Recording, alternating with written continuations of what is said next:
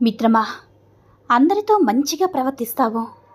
అందరూ నీతో కూడా అంతే మంచిగా ఉన్నారని నీకు అనిపిస్తుంది కదా. ఒక్కసారి రివర్స్ అయి చూడు. అన్నీ నాగుపాములే. నీ నిశ్శబ్దాన్ని అవకాశంగా మార్చుకున్న వాళ్ళు, నీ మంచితనాన్ని బలహీనతగా చూసిన వాళ్ళు, నీ నమ్మకాన్ని ఆటగా తీసుకున్న వాళ్ళు ఎంతోమంది కనిపిస్తారు.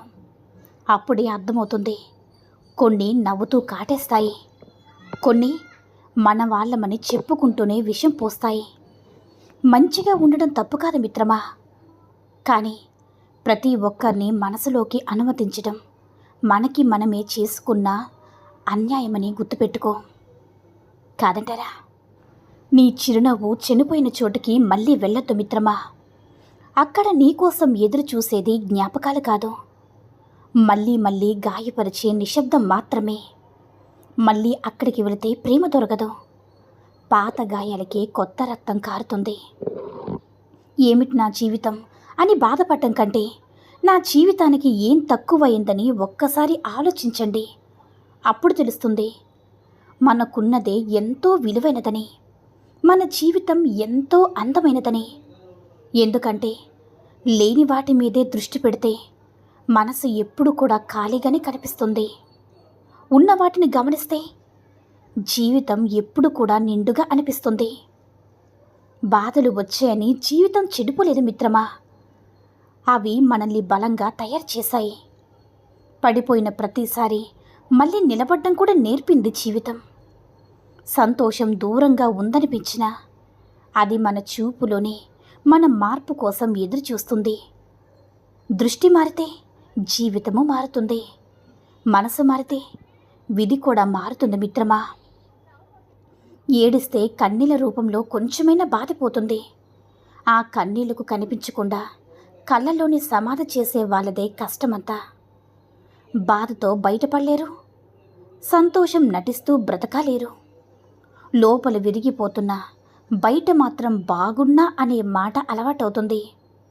ఎవరికైనా చెప్పాలంటే మాటలు సరిపోవు, చెప్పకపోతే ఊపిరి బరువెక్కిపోతుంది. రాత్రి నిశ్శబ్దం కూడా ప్రశ్నలు వేస్తుంది, పగల మాత్రం నవ్వులు ముసిగి ఆయుధమవుతుంది.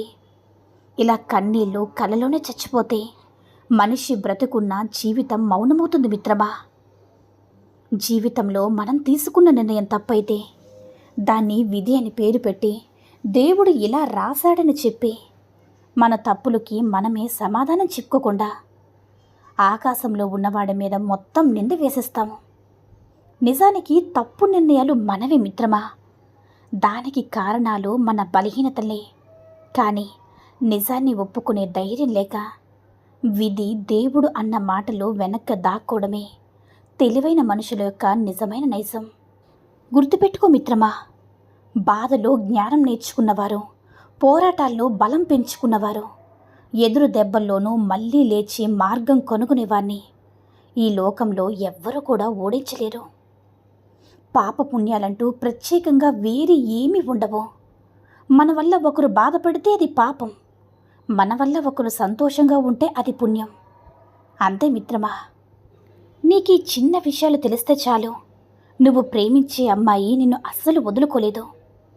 ఒకటి, నీ పనులన్నీ వదిలేసి కేవలం ఆమె చుట్టూ తిరగడం మాత్రమే పనిగా పెట్టుకోవద్దు. ఆమె కోసం వాళ్ళ ఇష్టాలను వదిలేసిన మగాల్ని చాలామంది చూశాను నేను.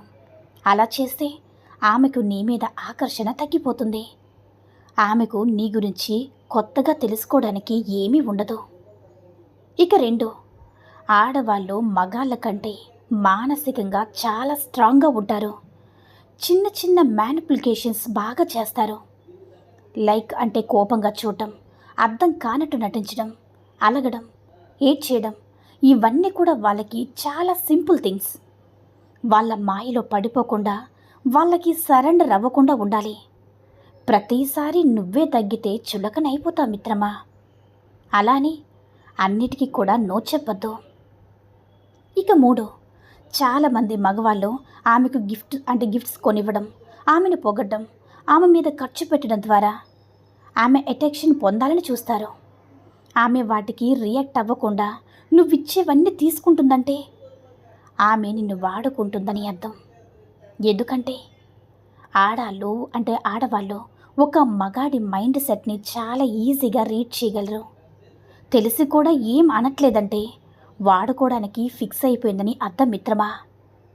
ఇక 4, ఆమెను అట్రాక్ట్ చేయాలని నీ రేంజ్కి మించి ఖర్చు పెట్టి ఏది కూడా కొనిద్దు. చాలామంది మగవాళ్ళు భారీ ఖర్చులు టైం స్పెండ్ చేసి ఆమెను ఆకట్టుకోవాలని ప్రయత్నిస్తారు. నిజమైన ఆత్మవిశ్వాసం ఉన్నవాడు అలా అవసరమని భావించడు. ఆమెను వదిలేసే అవకాశం ఉన్నా కూడా ఆమెను నువ్వు వదలనప్పుడే నీ విలువ పెరుగుతుంది. 5, మగాన్ని టెస్ట్ చేసే విషయాల్లో ఆడవాళ్ళు చాలా ఎక్స్పర్ట్స్. వాళ్ళు పెట్టే పరీక్షల్ని చాలామంది మగాళ్ళు ముందుగానే కనిపెట్టేస్తారు. సో వాళ్ళకి ఫేవర్గా బిహేవ్ చేస్తారు. అది చాలా తప్పు. దానివల్ల నువ్వు సరెండర్ అయిపోయిన ఫీల్ వస్తుంది ఆమెకి. నీ మీద గౌరవం కూడా తగ్గిపోతుంది. సో సిచ్యువేషన్ ఎలాంటిదైనా సరే నువ్వు నీలాగే ఉండు మిత్రమా. మౌనంగా ఎప్పుడు ఉండాలో చెప్పనా? 1, నీ కోపాన్ని సరైన మాటల్లోకి మార్చలేకపోతే మౌనంగా ఉండు. 2, బాగా కోపం వచ్చినప్పుడు కూడా మౌనంగా ఉండు. ఎందుకంటే కోపంలో మాట్లాడే మాటల వల్ల కోల్పోయేవి ఎక్కువగా ఉంటాయి. ఇక 3, నీ మాటలు ఎవరినైనా బాధించే పరిస్థితి ఉంటే మౌనంగా ఉండు. 4, నీ మాటలు స్నేహాన్ని చెడగొట్టే పరిస్థితుల్లో ఉంటే మౌనంగా ఉండు. నువ్వు పిరికివాడవని వాళ్ళు అనుకున్నా పర్వాలేదు, వదిలేసే మిత్రమా. ఇక 5, నీ మౌనం ఒక బంధాన్ని కాపాడగలిగితే మౌనంగా ఉండు. 6, నీకు పూర్తిగా సంగతులు తెలియనప్పుడు కూడా మౌనంగా ఉండు. 7, మాట్లాడడం కేవలం నీ స్వార్థం కోసం గర్వాన్ని చూపించడానికైతే మౌనంగా ఉండు. 8, నీ మాటలు ఎవరైనా సరే నమ్మకాన్ని దెబ్బతీస్తే మౌనంగా ఉండు మిత్రమా. 9, ఏ విషయమైనా సరే సరైన అవగాహన లేనప్పుడు మౌనంగా ఉండు. ఎవరైనా వారి వ్యక్తిగత సమస్యలు లేదా బాధలు చెప్తున్నప్పుడు మౌనంగా ఉండు. వాళ్ళకి ఫాల్స్ హోప్స్ ఎప్పుడు కూడా ఇవ్వద్దు. ఎప్పుడు మాట్లాడాలి అన్నదానికన్నా ఎప్పుడు మౌనంగా ఉండాలో తెలుసుకోవడమే నిజమైన జ్ఞానమని తెలుసుకో మిత్రమా. అర్థమైందనుకుంటా. భార్యకి భర్తకి ఒక చిన్న గొడవ. నా భార్య ఇలా అనడం తప్పు కదా, లేకపోతే నా భర్త అలా ప్రవర్తించడం తప్పు కాదా అని ఇతరులతో చర్చించడం అనవసరం మిత్రమా. ఎందుకంటే విన్నవారికి తప్పు కాకపోవచ్చు, తప్పు అవ్వచ్చు, కానీ మీ జీవిత భాగస్వామికి మీ ప్రవర్తన తప్పనిపిస్తే తప్పు అంతే అనుకోవాలి. మన ప్రపంచం వాళ్ళే. వాళ్ళకి నచ్చినట్లుగా ఉండడం తప్పు కాదు. ఎందుకంటే మనకేమైనా అయితే బాధపడేది ఆ మనసు మాత్రమే, ప్రపంచం కాదు కదా. ఎంతవరకు సర్దుకుపోవాలో అంతవరకే సర్దుకుపో. ఎక్కువ సర్దుకుపోయినంత మాత్రాన ఆఖరికి నీ సమాధిలో ఫ్యాన్ ఏసీ పెట్టి ఏమి కూడా పోడ్చరు కదా, గంధపు చెక్కలతో కాల్చరు కదా మిత్రమా. నేను చెప్పేది నీకు అర్థమవుతుంది కదా. ఈ వీడియో కనుక నచ్చినట్లయితే లైక్ చేసి షేర్ చేయండి. మరిన్ని వీడియోస్ కోసం మన ఛానల్ని సబ్స్క్రైబ్ చేసుకుని మాకు మరింతగా సపోర్ట్ చేయండి. ధన్యవాదములు.